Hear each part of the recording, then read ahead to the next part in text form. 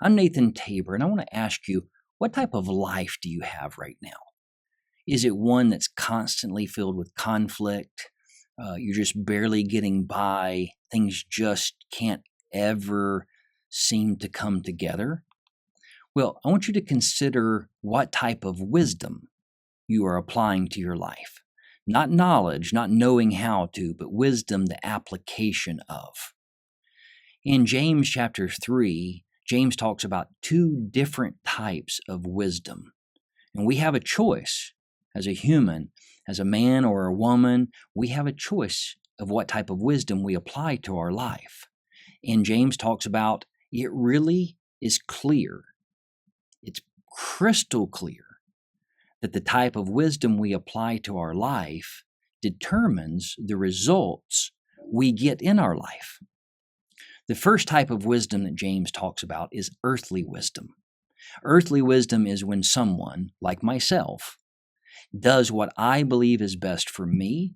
I do it based off of my knowledge or my experience or what I think is going to work the best. It's basically I don't consult anyone. I don't really discuss things. I just do what's best for Nathan Tabor.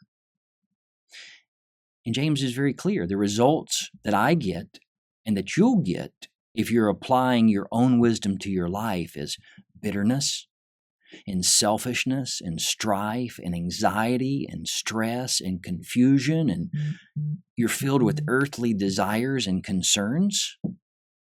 And what does that lead to? It leads to misery. It leads to not enjoying what we have that we've worked so hard for because we have all this other stuff going on in our lives. James 3:15 through 16 says, "This wisdom descendeth not from above, but is earthly, sensual, devilish, from where envying and strife is. There is confusion in every evil work." James 3:15 through 16. The second type of wisdom that James talks about is godly wisdom or biblical wisdom. Biblical wisdom involves taking God's knowledge, His Word, the things He's instructed us on, and applying them to our everyday lives. Think about Proverbs, "A soft answer turns away wrath." The result of this biblical wisdom, when we apply it in our lives, and it's not enough just to know it, we have to apply it.